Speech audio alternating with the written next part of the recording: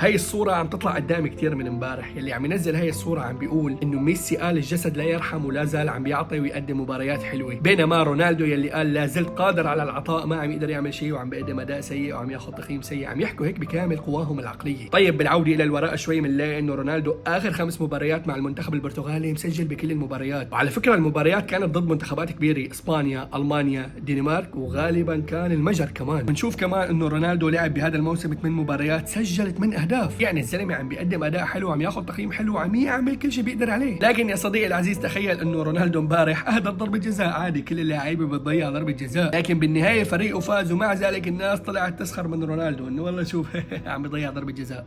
يا رجل يلعن تبا. بس المشكله الاكبر انه بتلاقيه هيك شواربه طوال ودقنه طويل، لكن المفروض عقله يوزن بلد، طالع عم يسخر من واحد عمره 41 سنه.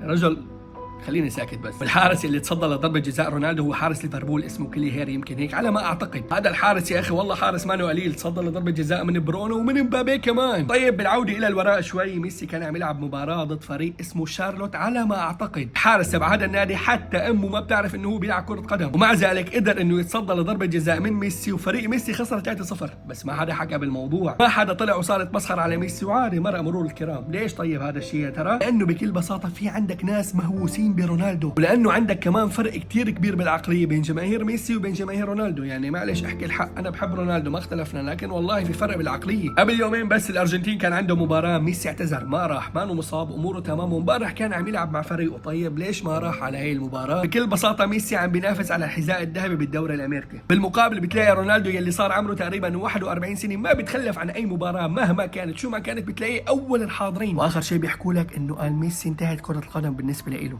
طيب والحذاء الذهبي اللي عم ينافس عليه هلا شو مشانه؟